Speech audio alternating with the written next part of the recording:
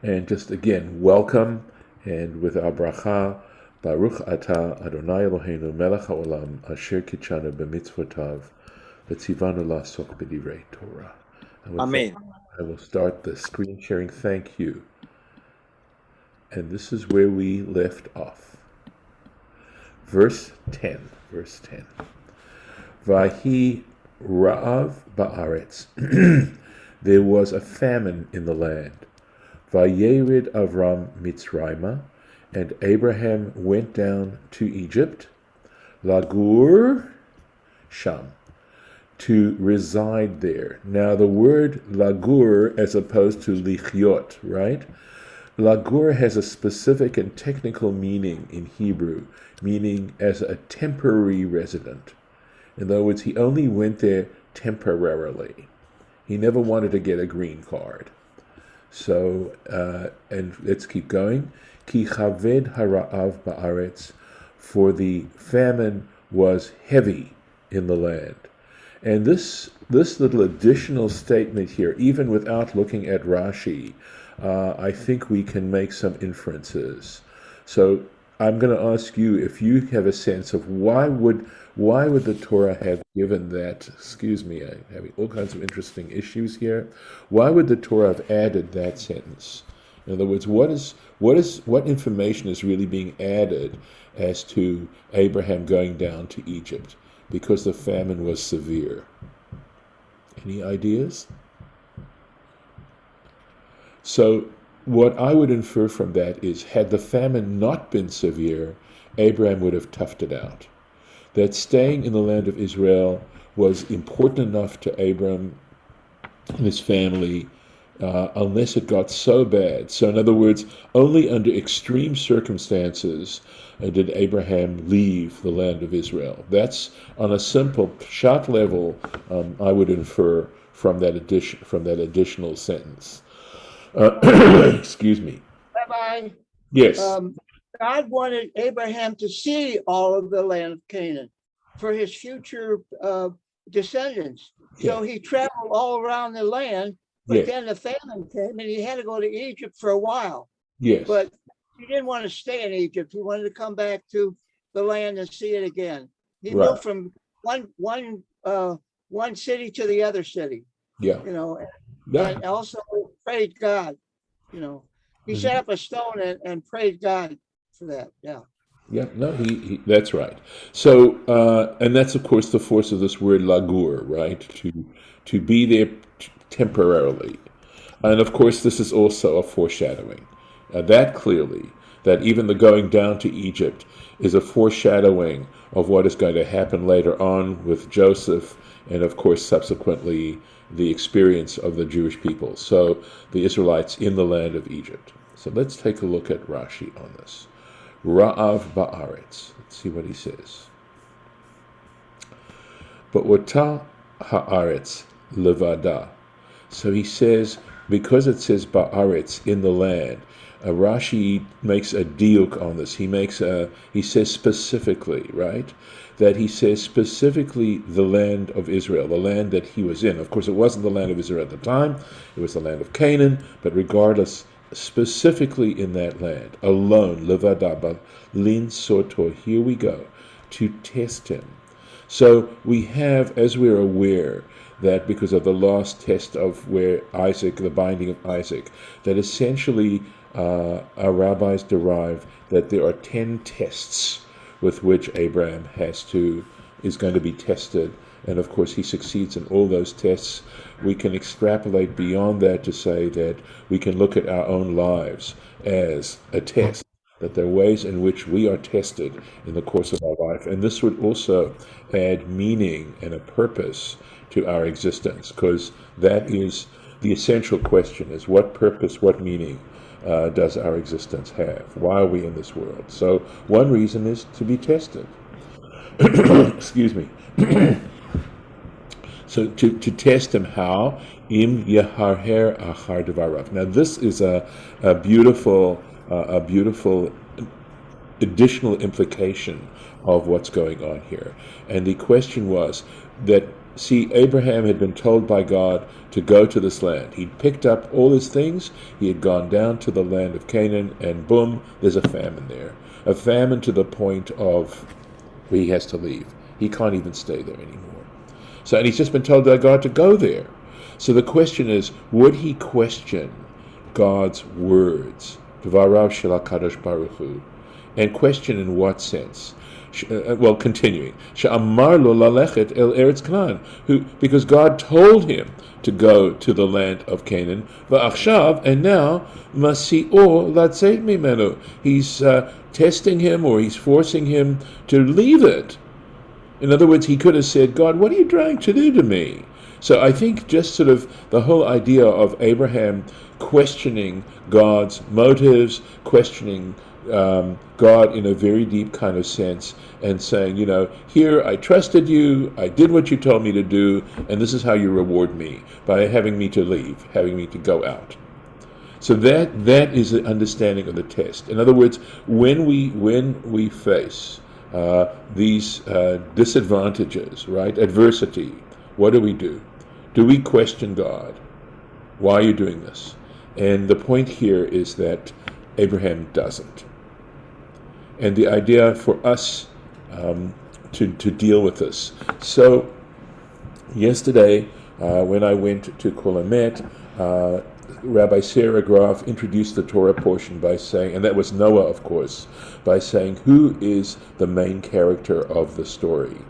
And there were various answers. I mean, the pshat would appear to be Noah, although he doesn't occur in the entire portion. There was one person who suggested it might be Abraham, that it really was a setup for Abraham.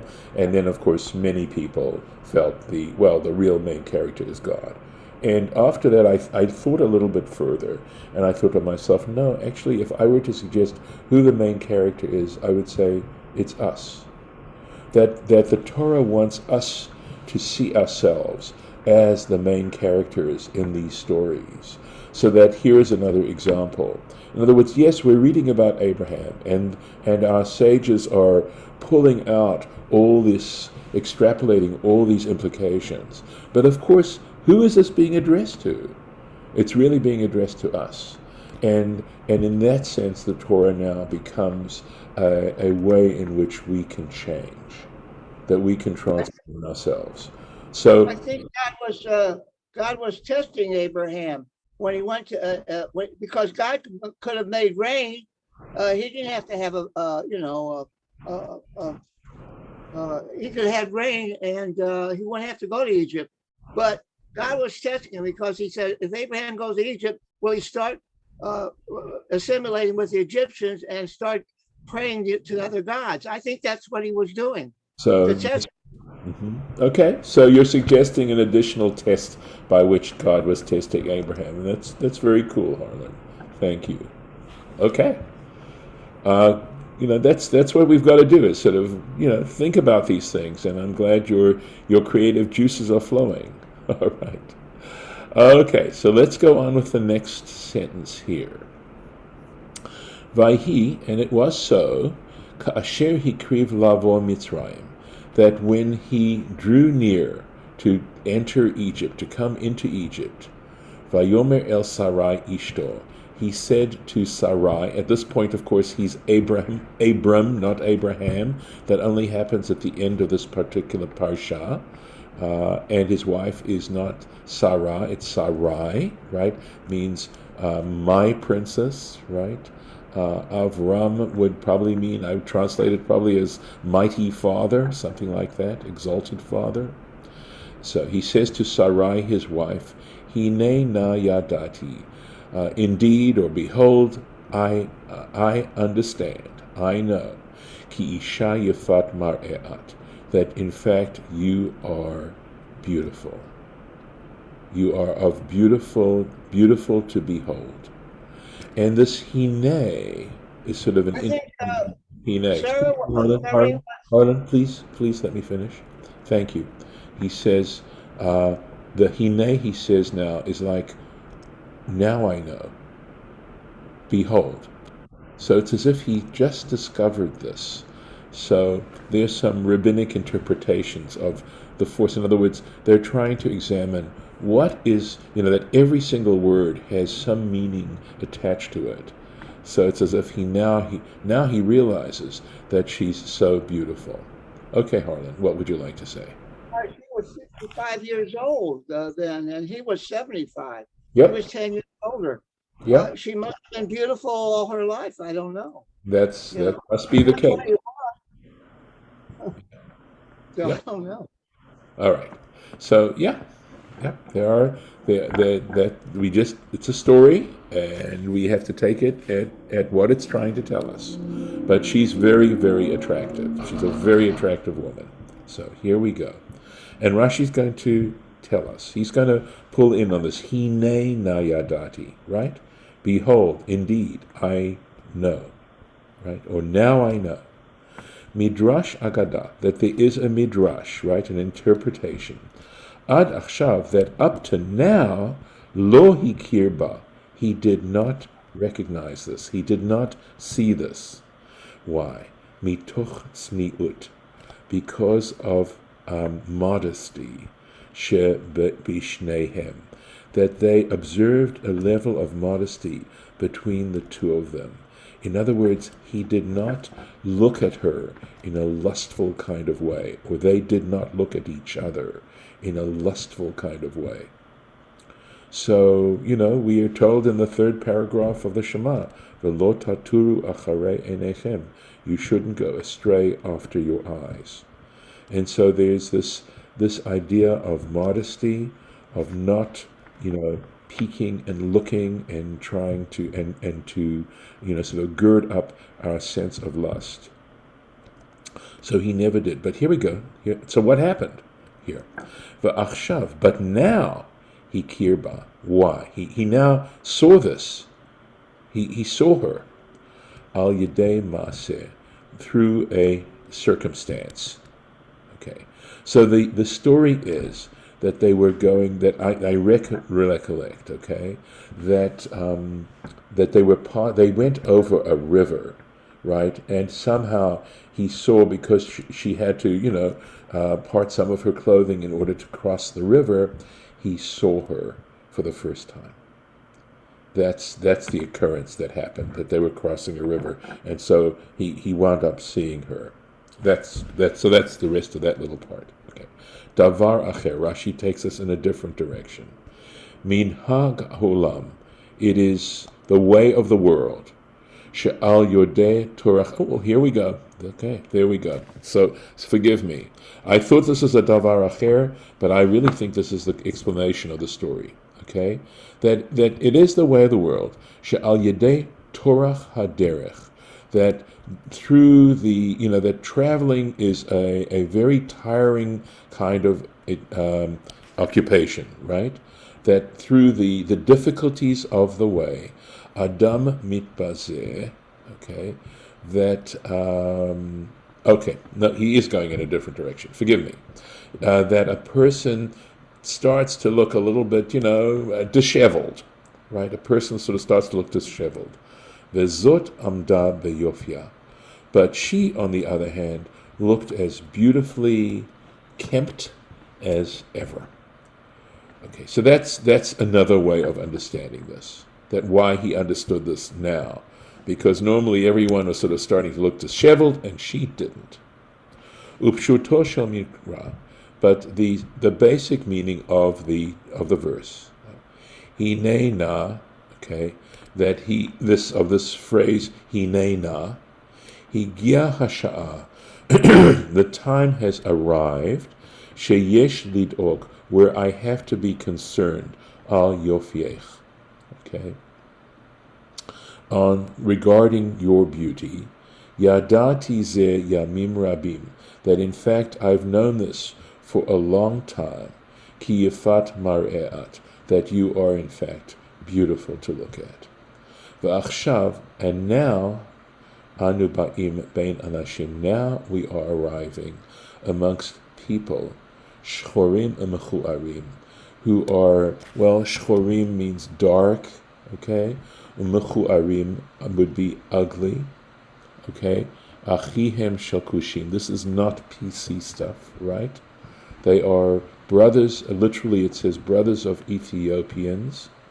Velo hurgalu be'isha yafa. And this is embarrassing to have to share, but this is what it says. Okay, I'm just trying to tell you. I'm not trying to pull back necessarily. Velo hurgalu be'isha yafa. And they're not used to seeing a beautiful woman.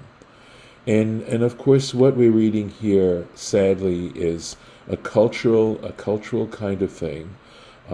It's, as I said, it's embarrassing. It really is. And on the other hand, having to try to, admit that this is in here, and at the same time being able to struggle with it. The basic point is fine, which is saying, these are people who are not used to seeing someone as lovely as you, and leave it at that would be fine. All right, but again, you have to understand, we have this whole experience with those ancient Egyptians. And unfortunately, this is showing racial prejudice. It's have to say it. Okay. So, Vidomelo, he says, so to support this hine, right? Because here's hinena, that this hinena has this suggestion, okay? He says Adoni Surna, and this is from the place in where I believe Lot is saying to the angels, come in, turn away, right? Because the angels are going to be attacked by the people in the city of Sodom. So, any comments or reactions to this? Because this is difficult stuff. Yeah, I do. Abraham sinned right then and there. He didn't trust God. He didn't have to give his wife to the Pharaoh. He didn't trust God. God would have saw to him that his wife, even though she was beautiful, he would protect her. Okay. I don't get that. Okay. So if we accept your interpretation, Harlan, the fact is that how do we see Abraham now? He's a human being. Okay. So whether he didn't trust God, or whether there's also a principle of, not to count on miracles. That on the one hand we want to trust God with what happens. Okay. I mean, you could have said the same thing, I suppose. We could have argued that maybe Abraham should have just trusted God, that God would see him through the famine. But this is a very important issue, in terms of being a religious person, is to what degree do you throw everything in God's lap and say, God, you take care of me, I'm going to trust you, you're going to do everything? Or do we try to balance things and say, look, on the one hand, we have to trust God as to what happens to us, especially in cases of adversity, and that's what we're talking there. And if we don't, we also have to, if we don't want to just rely on miracles, we have to take whatever steps we can to use our knowledge and our experience to protect ourselves. So, that's one of the great challenges of being a religious person, that it is a question of trying to walk a path between two extremes. One extreme is expecting God to do everything for you and not doing anything yourself, and the other extreme of not relying on God at all. But I do believe that within Judaism, and I think you're bringing out here some very important issues, and that we have to try and sort of, as I said, balance it. And you have to take whatever steps you can do on a natural kind of level. And we're going to see this as to how Abraham tries to deal with the fact that Sarah is barren and that they're incapable of conceiving, and that he takes other steps before there is a miracle. So I think that there's that balance. Yes. Yeah. So isn't your point also perhaps also that that's part of the test, right? You were saying that earlier that, we're here to be tested, right? So part of that test is how well do you balance those two extremes, right? Can you interpret it that way as well? Yes, I think that's also part of the test. Yes, and this test of what's going to happen, as you're going to see, right? That that he has to face this possible danger, and I'm hoping to explain to you because it raises another question as you're going to see in a moment. Excuse me, this messing around with the text. Okay, so let's go to the next. Let's go to the next one if I can. I have to see. Yeah. Okay. All right. So what's happening is I'm having some issues here with. There we go. All right. We're right here. Okay. Vayiru ota. Okay, so what's going to happen? Right, that they're going to see. Okay. Sorry, let me see where we are here. Yeah. Okay. Let me go back to where we actually are at. Okay. Vahaya kiru ota hamitzrim. Right. So this is the next verse. Right. It shall be. This is Abraham speaking to Sarah. Kiru otach hamitzrim, that when the Egyptians see you, va'amru ishto zot, and literally, of course, here we keep coming across this word amar, and what it means is to think, right? Va'amru ishto zot, and they think this is the wife of this man, right? She is the wife of this man. V'hargu oti, they will kill me. V'otach yechayu, and they'll allow you to survive. Let's see if there's any Rashi on that. No Rashi. Okay. All right, let's go on now. Imrina. So here's his strategy, right? Imrina, please say, Achoti at, you are my sister. Leman yitavli ba'avorech, so that they do well by me on your account. V'chayta nafshi biglalech, and my soul will, in other words, what he's saying, literally it says, and my soul will live biglalech, on your account, because of you. So of course it means, and I will survive because of you. They will let me live. So there's lots of stuff actually within this, all right? One is that the Torah is giving us a really positive insight into Sarah's bravery and her love for Abraham in her willingness to do this. And of course, on the other piece, it looks as if Abraham is not telling the truth. He's telling her not to tell the truth. And in fact, of course, to lie. And I have a theory, and it is a theory, as to how, in fact, he is not asking her to lie, but rather not to tell the whole truth.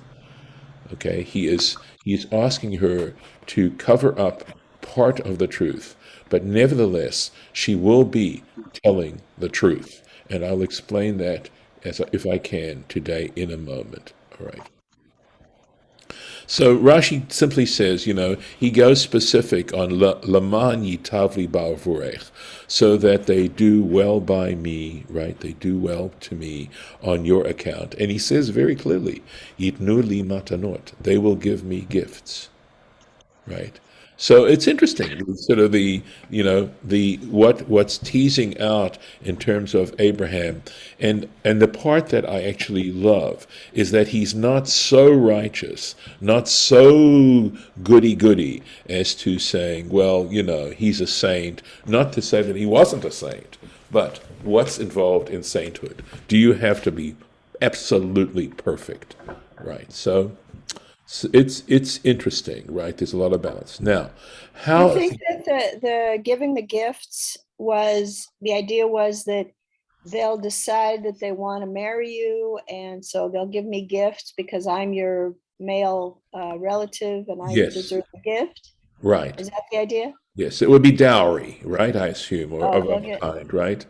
Yes. Okay. Yes.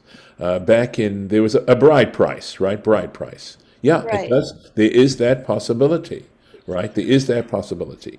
So how is he not telling her to lie? So here is my theory. We know that traditionally, and this is stated explicitly, so the theoretical part is that I've never come across anything to support what I'm about to tell you, all right? And we know that Haran, that was one of Terach's sons, and Haran died. And Haran had children. Okay, Haran had children, and one of them we know for a fact that Milcah and Lot, and there was one other child, Yiscah. And we know that Abraham's brother, Nahor, married Milcah. We know that. And then it says, that Abraham and Nahor took wives. And of course, it mentions that he takes Sarai and that Nahor takes Milcah. But the understanding is that Sarai, this is in the tradition, that Sarai and Yiscah are one and the same. It's just a different name for Sarai. So in other words, both of Haran's daughters were married by Abraham and Nahor. And then there's Lot, there's the brother Lot, and Lot goes along, right? Ultimately winds up going along with Abraham and Sarah. We know this. Here's what I'm thinking. I am thinking that when Haran died, he left a wife. And it's an iteration of a levirate marriage, and that is that Terach married Haran's wife. Now, this sounds like incest, but the truth is that even levirate marriages have a level of incest. It is forbidden, it is considered incestuous for you to marry your the widow of your brother, okay? Except in those circumstances, at least according to Jewish law, according to Torah law, if he dies without children, okay? But if he has a child, you're absolutely forbidden to do it. So we have a conflict of laws in that.